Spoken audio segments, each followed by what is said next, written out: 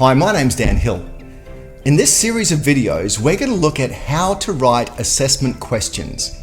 Specifically, we're going to look at a unit of competency, the performance criteria and the knowledge evidence to see how we can create questions that capture valid evidence from that unit of competency. We're also going to look at the AQF, the Australian Qualifications Framework, to make sure that the questions we ask are aligned with the specific and correct AQF level. So I recommend getting your own unit of competency from a training package you're familiar with, perhaps from your own industry, and following along the steps that I undertake to create these assessment questions. Have a practice yourself and compare them back to the ones that we come up with for this particular unit. So without any further ado, let's make a start. So I'm going to start with an assessment. This particular assessment is the unvalidated version of the BSB CMM 411 unit. And I'll scroll down quickly to the unit of competency itself. So we have the performance criteria here on your left. We have the performance evidence and the knowledge evidence. To start with, we're going to look at the knowledge evidence. And what we're going to do first is start with a blank piece of paper, and we're going to grab all of the knowledge evidence here on the left hand side, and I'm just going to cut and paste that over here. Now it's brought the formatting with it, and that's not an issue. We'll worry about that later. Now this shortcut ensures that as we're traveling down the list of knowledge evidence, we create questions that meet the entire scope of the knowledge evidence. Now the first piece of the knowledge evidence here says that the candidate should understand information collection methods that support review and feedback of presentations. Now, where are we going to get that information from firstly?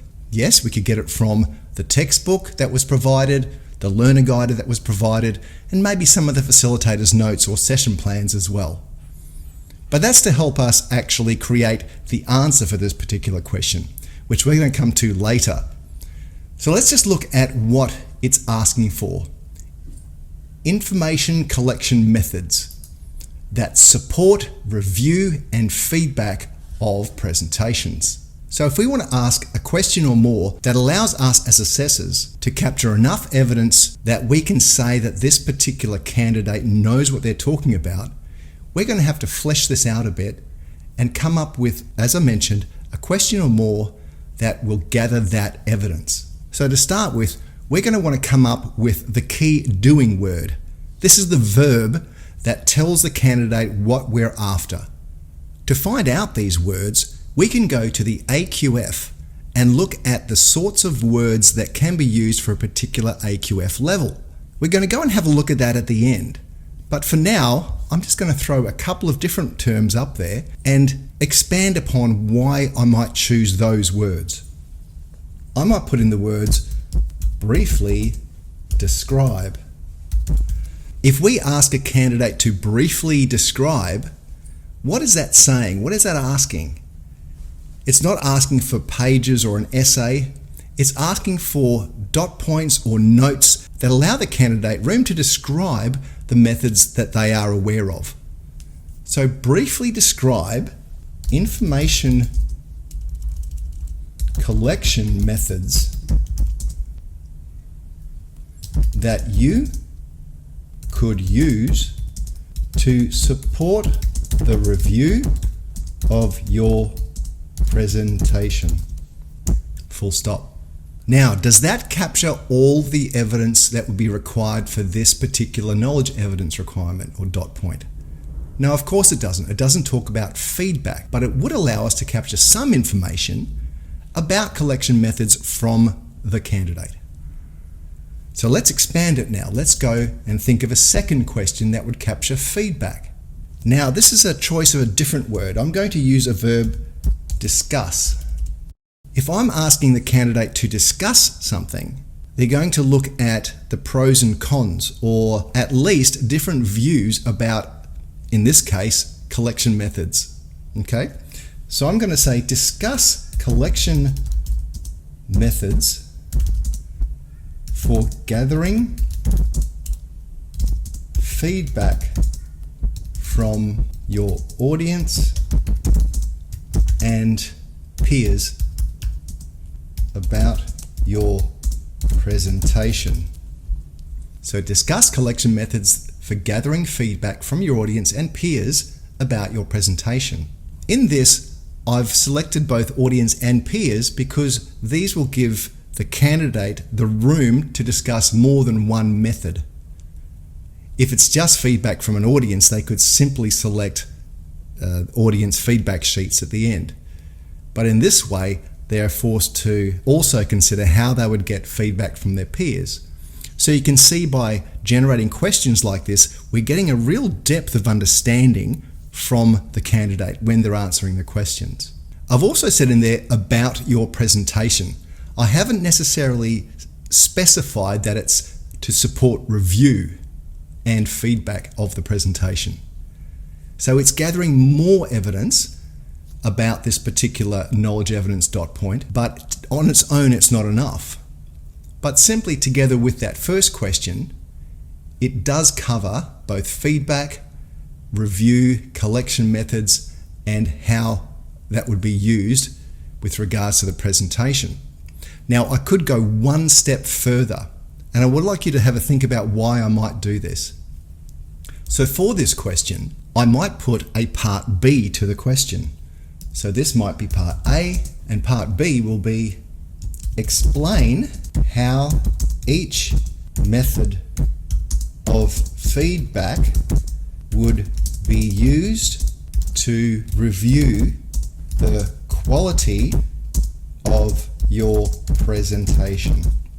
So you can see now I've really fleshed out what that particular dot point might be asking, and I've asked enough, or sufficient if you like, questions to capture everything I need.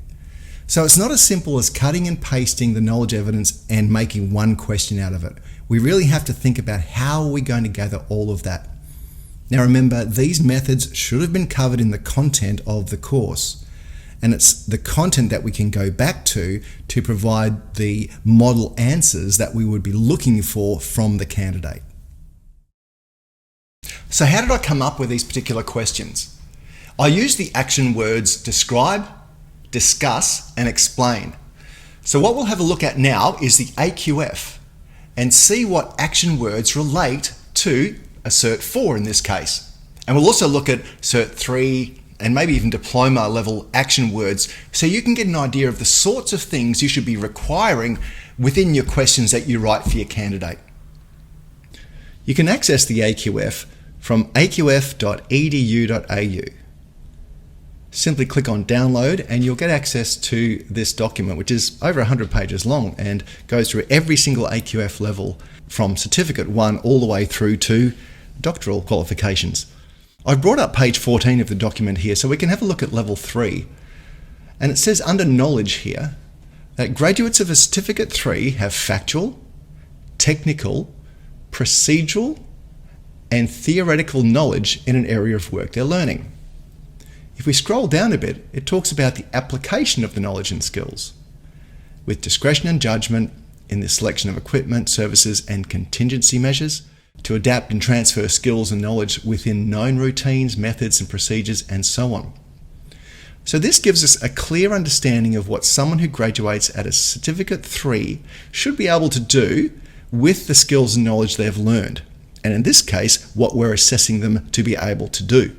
If we go down to a Certificate 4, now bearing in mind the unit that we're looking at is the BSB CMM 411, then we'll also see here that under knowledge, graduates will have broad factual knowledge. So to assess someone's broad understanding or broad scope of understanding, we need to get them to explain things. We need to get them to understand what it means to apply their knowledge and maybe even use examples in their answers. So you can ask them for examples, you can ask them to explain in depth. Things you wouldn't do at the Cert 4 or above level are ask them simply to list things or choose between two possibilities. This isn't really showing broad factual understanding of a particular field of work. So that's why I chose those. If you're creating assessment for a Certificate 3, You could still use those, but potentially you could also ask for lists, as long as you added to that some way of capturing some depth of knowledge. At a certificate 2 or even 1 level, graduates just need basic fundamental knowledge. So therefore you can get them to choose between 2 options, maybe even multi-choice in some instances, and maybe even go down to the level of listing key points and so on. To summarize the steps so far, the first step is to go to your unit of competency and cut and paste the knowledge evidence onto a blank sheet of paper. Then focus on each dot point from the knowledge evidence to see how you can create questions that meet all the key components of that dot point. What I did is to read it carefully a couple of times and underline or highlight the key words that stand out. In this example, we had things like support, feedback, review. These are all key words, and I wanted to make sure that whatever question or questions I created met the requirements of that dot point. Then we create questions based on the correct AQF level. In this case, a Cert 4, we wanted to get a bit of depth of understanding, so we asked questions like explain, discuss, and describe. Overall, we came up with a series of 3 questions that captured all of the components of that particular dot point. Then we can move on to the next. At the end of going through all the knowledge evidence questions, it's now time to go back to the performance criteria to see if there are any questions we can ask to capture the remainder of the knowledge evidence that might be implicitly buried within those performance criteria. To complete this part of the series, I want to show you an alternative way of asking questions to meet that same bullet point. And I want you to have a think about whether this meets the particular AQF level. So I'm presuming here that I've gathered content from the learner guide or the textbook that has been taught to the student during the training. I've reworded the particular knowledge evidence dot point. And so now it says explain how each of the following information collection methods would support the review and feedback of your presentations. And I've listed 5 methods there that were from the content.